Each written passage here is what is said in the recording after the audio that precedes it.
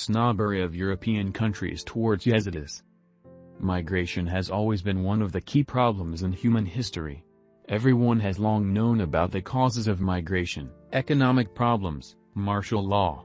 Today we will talk about the Yezidis and the migration of Yezidis involuntarily, about the weakness of European countries on refugee issues. Everyone knows the sad events of 2014 that took place in Iraq, Syria with the Yazidi people, the events that led to the fact that a large number of people were left without a home and means of livelihood and even survival. It is easy to guess that the Yazidi refugees decided to direct their gaze to European states, since the socio-economic standard of living in these countries is much higher. However, reality is often very different from expectations. This is due to the fact that at the moment Europe and those countries that could shelter Yazidi migrants are in a crisis situation.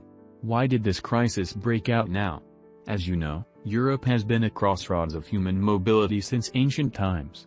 For 2 centuries, this region has been a central part of the migration systems that its states helped to create and shape, mainly through colonial expansion. The inability of the international community to resolve conflicts, violence and human rights violations in the countries of origin has become another key factor in the sharp increase in illegal migration to Europe. There is no international political framework for ending the conflict in Syria, Iraq.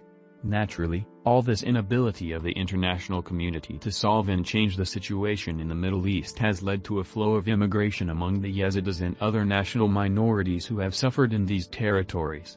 The European migration crisis began in 2015 and is characterized by a large number of people arriving in the European Union via the Mediterranean Sea or by land through southeastern Europe. Most of the migrants came from countries where the civil war was in an active phase, or all were in the deepest humanitarian crisis after the military invasions. Today, a number of critics of the EU refugee program most often highlight one big flaw in this program.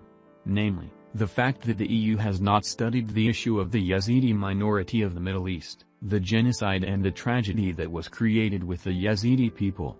For example, nonsense on the part of the EU, namely, the surviving Yazidi migrants were sent to live side by side with those who caused them all these troubles. Imagine such a picture: a Yazidi family is in a camp, and an ISIS sheep family lives next door to them. The EU and other international organizations turn a blind eye to this fact, because for them all people from the Middle East are one people with one religion.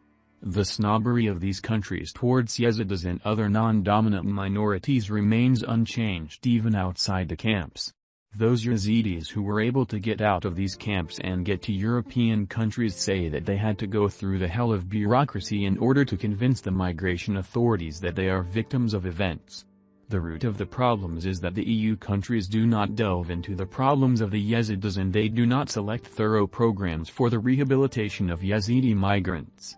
Most often they are added to the same bed with everyone, which is why a resonance is created, which leads to a deterioration in the situation of the Yezidis.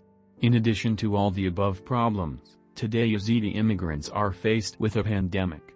There is no way out of the current situation, because as long as the Yezidis are considered another people from the Middle East, this snobbery inherent in European countries will not disappear.